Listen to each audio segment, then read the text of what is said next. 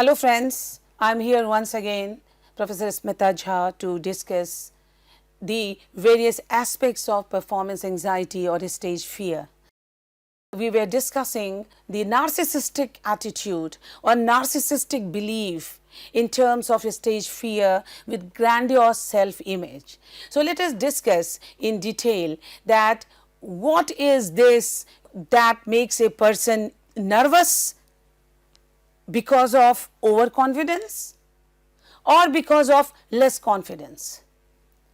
Admiration is aligned with the motivation to satisfy the grandiose self through assertive self-enhancement. Individuals are motivated to strive for uniqueness, and these motivations trigger self-assured, dominant and expressive behavioral responses that result in positive social outcomes such as praise, social status or acceptance as a leader. They gain admiration through charm. In contrast, rivalry is associated with the motivation to protect against threats to the grandiose self-image. Now, this defensive approach to avoid social failure is associated with overt displays of aggressive, antagonistic behaviors and a disagreeable attitude. Importantly, the narc proposes that individuals differ not only in the degree to which they possess a grandiose self-image, but also in the degree to which they activate assertive self-promotion, that is admiration, and antagonistic self-defense, that is rivalry, as a means to maintain their self-image. Although narcissism has been well studied across a range of performance domains, a notable omission is the absence of any understanding of the effects of narcissism on public speaking performance. And this is perhaps surprising given that public speaking is an interpersonal domain that is highly relevant for most people. Only a limited few have their careers defined by the execution of a motor skill under pressure, that is scoring the winning penalty in a soccer match. However, the ability to speak in public, that is a business pitch or presentation or presenting yourself in a job interview, is an important domain for an individual's personal and professional success. If you consistently feel superior to everyone else, you may have these personality traits, and it is natural to take pride in your talent, believe in yourself, or want to feel special. So, self-confidence and self-esteem are indeed healthy traits to develop. But grandiosity, however, takes these traits to the extreme, the narcissist view, thinking too much of himself or herself that may lead to disaster. A grandiose self-image might lead one to believe unique traits and talents set by himself or herself above everyone else, that is superhuman. To consider oneself unstoppable, untouchable, or destined for great and important things, and to have persistent feelings of superiority, high level of superiority. Over time, grandiosity can affect the relationships and harm one's well-being overall. See, when we give speeches or when we are on the stage or making discussion, we should have courage to accept, others' view as well. As with any other personality trait or quality, grandiosity can manifest as a spectrum of behaviors and thoughts, or it may show up in specific situations only. But since grandiosity can also be a symptom of certain mental health conditions, getting support from therapist, psychiatrist can make a big difference in some instances. I have seen some students, with narcissist attitude, grandiosity self-image, in group discussion, in presentation, that whatever they have spoken, well, it is at par, final verdict. See, when we are in a public sphere, when we have discussion with the group, one should have this courage to accept other views also. Also, the criticism. That is why I said that grandiosity, the self-image, that can harm your relationship also in the personal life as well as the professional life. It is very important to rate yourself always where you are standing. Now, it is very important to know grandiosity. What is grandiosity in fact? So, grandiosity refers to a sense of specialness, uniqueness, and self-importance that might lead you to boast about real or exaggerated accomplishments, considering yourself more talented or intelligent than other. The superiority complex, this is a complex that others are bogus and I am the best. You cannot prosper in the life, because if we think everyone is alike and even you are among them, you see the life will be more easier. Don't lead your life with false assumptions. Try to dismiss or try to one-up the achievements of others. Try to believe you don't need anyone else to succeed, or believing that, see, we all are human being and man is a social animal. We need people. We need the supportive characters. We cannot live in isolation. We are not in jail. That is why, a culprit has been put into the jail. But a normal man has this tendency to have a social circle. So you can't believe that you can do anything without anyone's help. Believing This is also grandiosity, believing you are above rules or ordinary limits. Failing to recognize that your actions could harm others. Lash out in anger when someone criticizes you or points out a flaw in your plan.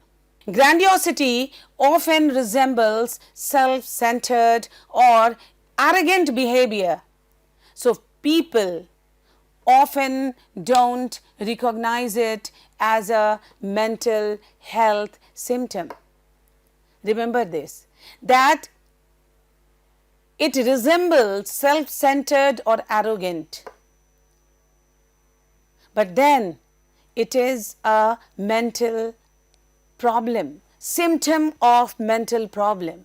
And why I am telling you? Because I am discussing when and where does performance anxiety take place. So try to find out your traits, personality traits. How do you feel yourself among, 4-5 colleagues or with your friends? In some cases, extreme grandiosity can take the form of delusions or fixed beliefs, unsupported by facts and reality. Delusion in this instance go beyond excessive self-importance. Now, you don't just consider yourself as special. So, this is the reason that I am telling you repeatedly that stage fright is not unnatural, it is natural. And like others, common people, you are also getting the fear for the stage performance. Your family believe you are a historical figure or famous person, have supernatural abilities or some other unique power. This will lead to disaster. So, grandiosity isn't considered a mental health condition on its own, but it can show the symptom of mental illness. Arrogance unnecessary, attitude unnecessary. Because when you talk to the other side, or you are a public figure or you are a public speaker, you should be humble.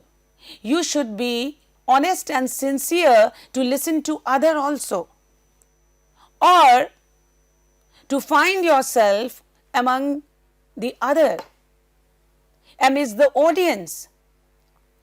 So, a narcissistic individual can seek to maintain her grandiose self-view through different processes associated with assertive self-enhancement, narcissistic admiration or antagonistic self-protection, that is narcissistic rivalry.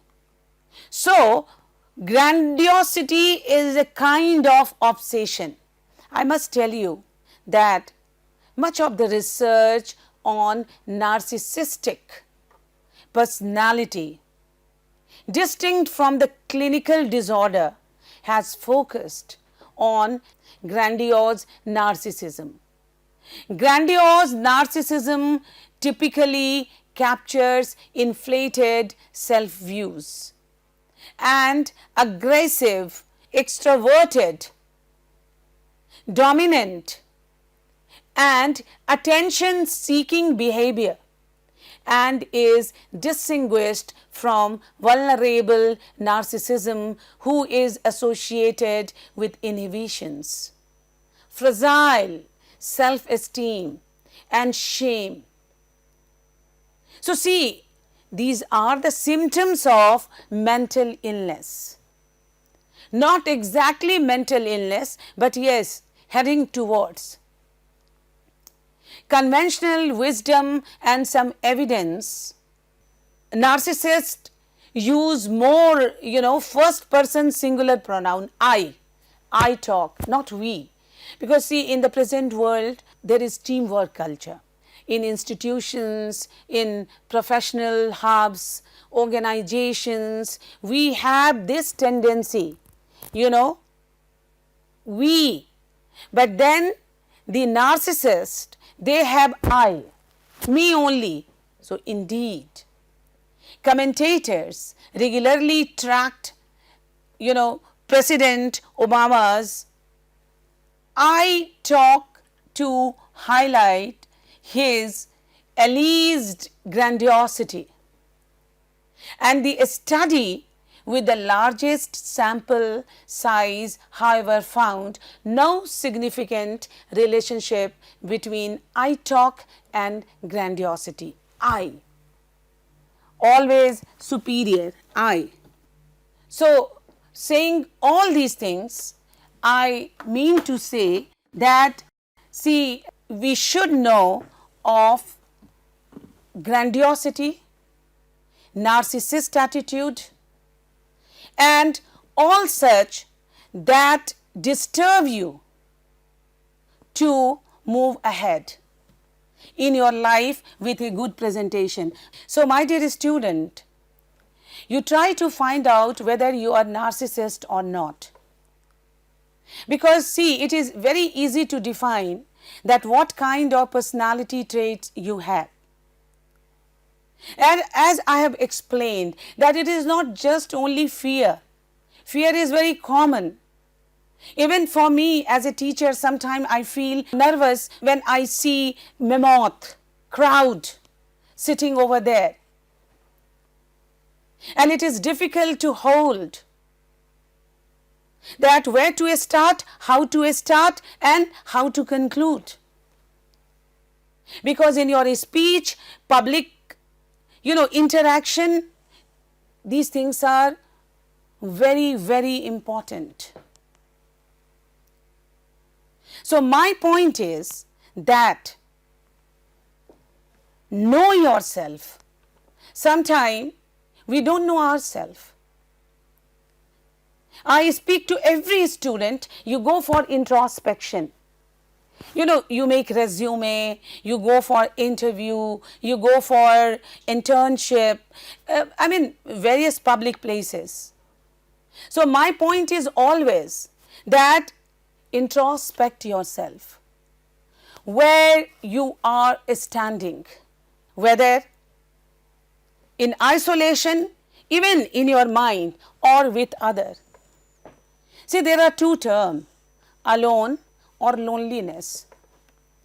Alone is physically alone, if I am all alone in the room. But loneliness is an attitude. If you feel lonely most of the time, that is your mental setup.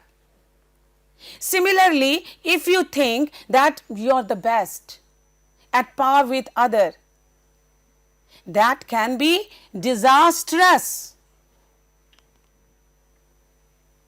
So, very important to know yourself, to track yourself, to understand yourself.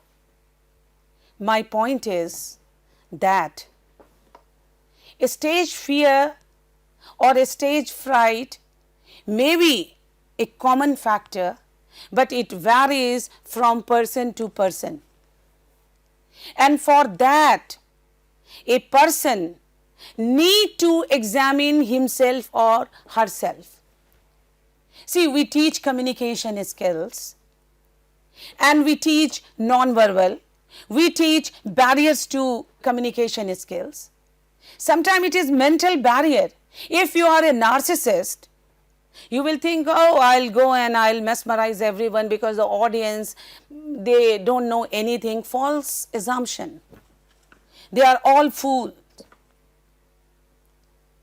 And here you are wrong, because they are highly educated person. and you are underestimating themselves and overestimating yourself. Such kind of attitude is hazardous most often, as low confidence or lack of confidence is disturbing. High confidence, overconfidence too is dangerous.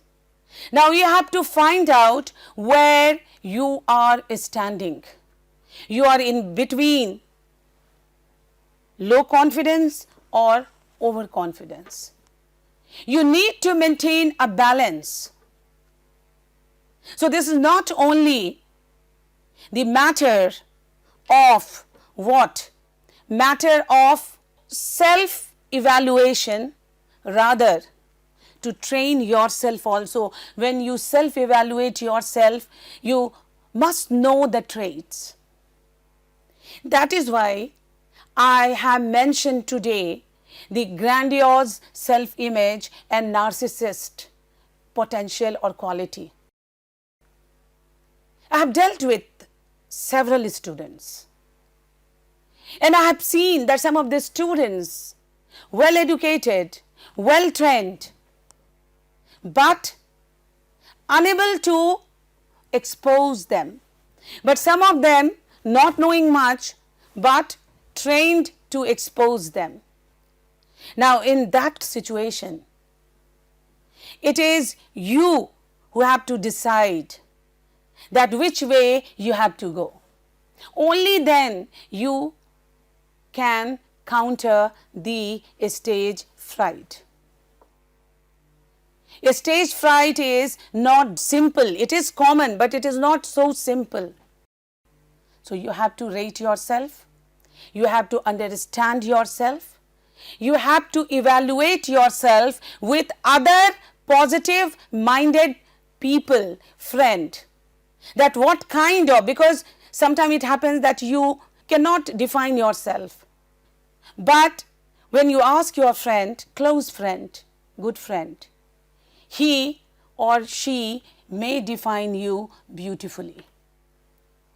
So with these words, my dear student, I would like to wrap up the discussion here so that we may meet next time with other topic related to countering a stage fright. I am sure that these personal opinion or experience will be very helpful to you in your professional endeavor. Thank you very much.